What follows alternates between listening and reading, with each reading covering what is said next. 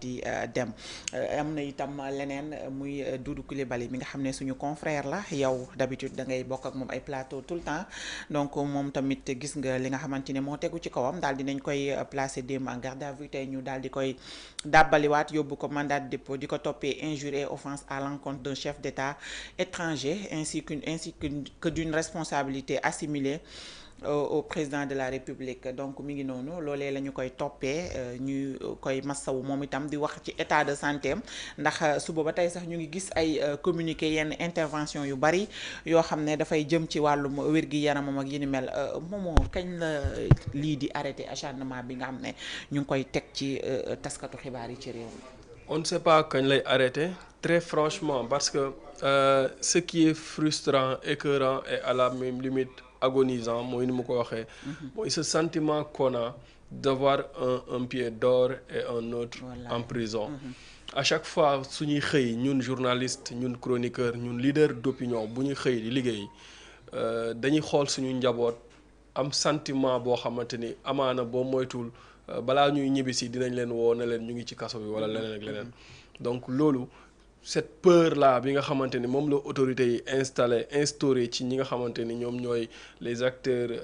de la presse wala les leaders d'opinion pour moi ça doit cesser. On est dans une démocratie très franchement et man je suis pas d'accord avec certains discours te dama koy wax des fois su may confrères ma ne leen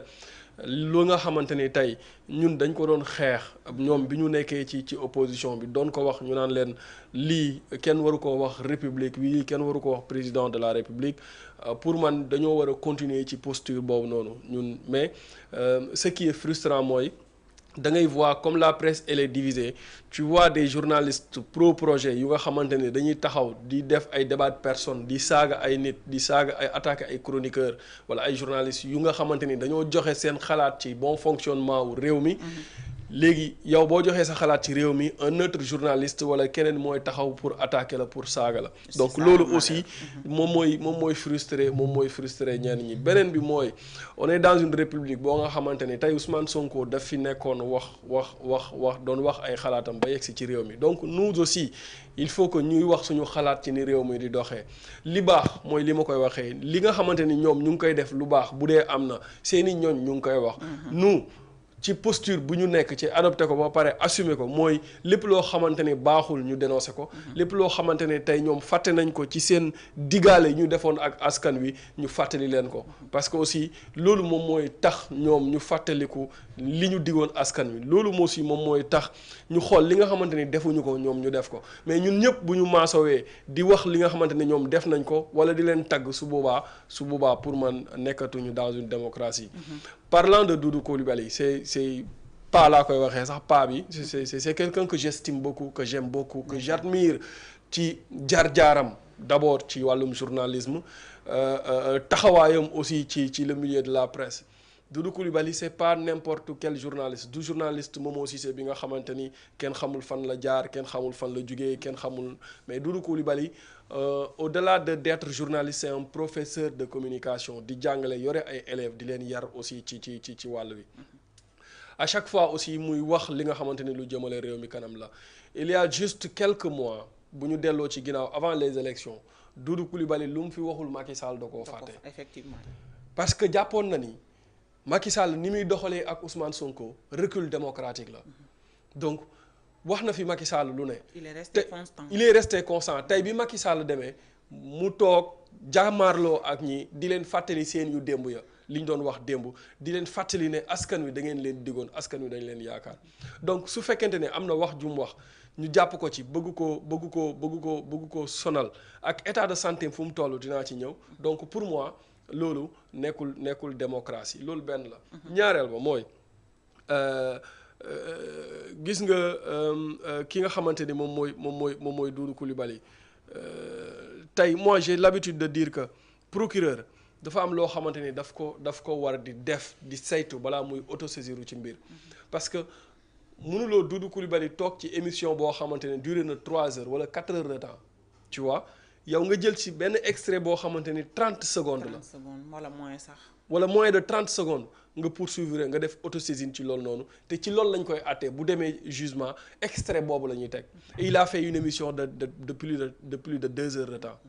Je me rappelle le procès de Bachir Fofana. Bachir a fait beaucoup de plateaux sur cette question bi ñu ko jàppee et il a parlé plateau bu nekk wax na fa lu mu dee 1 heure wala 1 heure 30 ñu jël benn extrait bu 30 secondes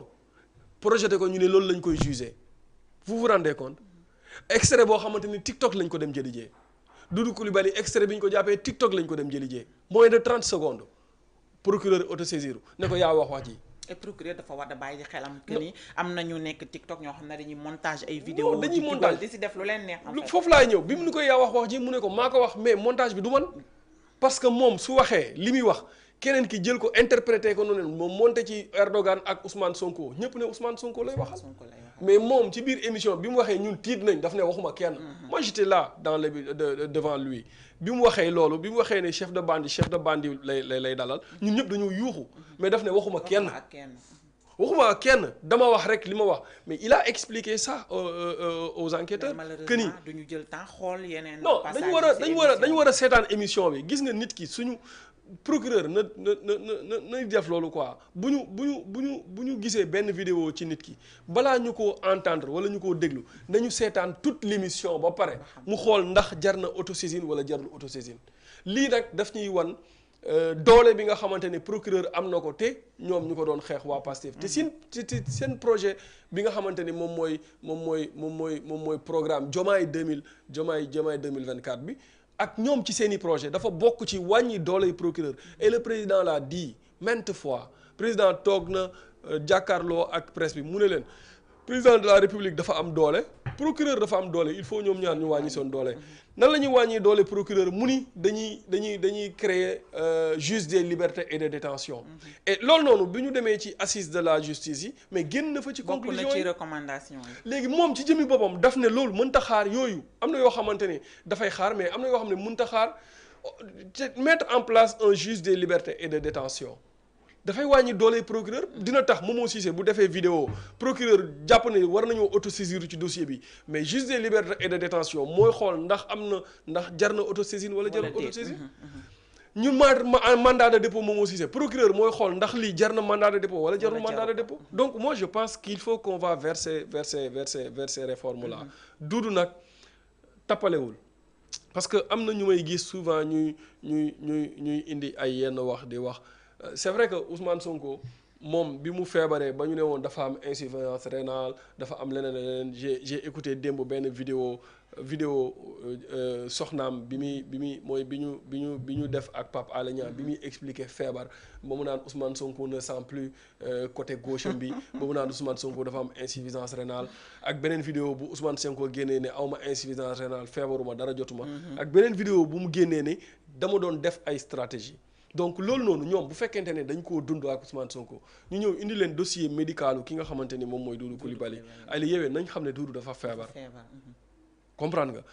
nañ ko teg ay daan su leen neexee su fekkente ne loolu la ñu bëgg waaw mais quand même son état de santé permettre ko mu nekk dans des lieux de détention et loolu c'est avéré parce que ñun ñi nekk ak moom xam nañ yan feebar la am Doudou bu defee émission 2 heures de temps bu jugee balaa muy dox il va falloir du temps wala ñu maaseel ko tànk bi loolu benn la ak yeneen yoo nga xamante ni tey man je ne peux pas me permettre toog di wax naan lii moo ko dal ak lii donc moi je pense que il faut ñu am clémence tuuti te il faut que nguur gi aussi am tuuti yërmande bi muy am mooy il faut ñu libérer l'espace public il faut ñu bàyyi nit ñi di wax seeni xalaat tey ku ciy jug di dem ci émission da ngay dégg façon dañ lay mettre en garde naan la defal attention mais lu tax ñu war a mën a nekk ci réew moo xamante ni tey ak fi ñu toll ci démocratie le Sénégal est devenu un géant démocratique le Sénégal n'est pas comme le Mali comme le Niger wala comme le Burkina le Sénégal n'est pas comme le Rwanda le Sénégal n'est pas comme la Guinée le Sénégal est un géant démocratique la plus grande puissance démocratique de l'Afrique léegi tey ñi nga xamante ne ñoom ñooy wax seen xalaat suñu war a dem émission ñu leen di dànkaafu léegi rek bi may génn sama yaay loolu la ma doon wax xool leen li ngeen di wax balaa ñu leen di jàpp boo rombee ci koñ bi ku ci nekk daf lay taxaw naan la saawaay ñii kat zéro tolérance il faut ngeen xam lu ngeen di wax mais dañoo nekk ci réew mu nga xamante ni il faut ñuy wax suñu xalaat donc moi je pense que il faut ñu libérer l'espace public pour que nit ñi mën a wax seen xalaat ñoom aussi ñu ciy jëlee seen i en tout cas c'est important mais ba tey aussi yaa ngi koy frôleel sànq diggante journaliste bi ak journaliste bi il suffit que Momo Cissé toog na ci plateau il suffit que mu wax li nga xamante ne moom la jàpp ne moom mooy xalaatam dañu jàngal ne les faits sont sacrés mais les commentaires sont libres tey sama fil conducteur mën na bañ a ànd ak sa fil conducteur tey ma toog yàq la dégg naa sax ci plateau diggante démb ak tey ñu naan même ki nga xamante ne moom mooy Aïssatou Diop Fall sax dañ ko cee waroon boole jàppale ko est-ce que loolu tam nekkul journaliste jéem a suuxal moroomu journaliste am parce que bokkuñu li nga xamante ne moom mooy seen ligne éditoriale. non mais xam nga dans un pays normal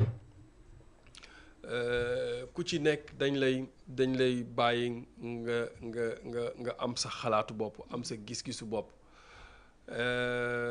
ñoom seeni journaliste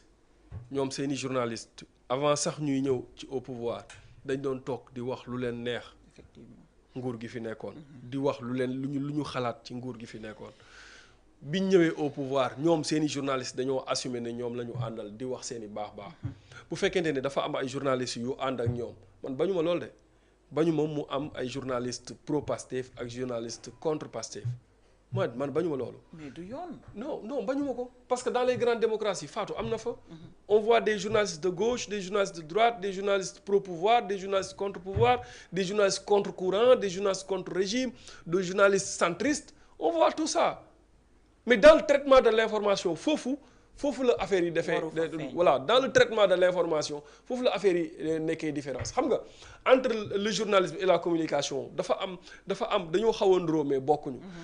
Le journaliste bii toog di def commentaire il ne donne pas l'information il commente l'actualité kooku su ko neexee mu joxe gis-gisam mu joxe analyse am mu joxe xalaatam parce que nit kuy dund am na foo far même les neutres am nañ fu ñu far est-ce que comprendre nga maintenant boo toogee nag di joxe information man instant bi nekk ma di joxe ay information damaa nekk di commenter yow yaay journaliste bi instant bi doo wane sa féete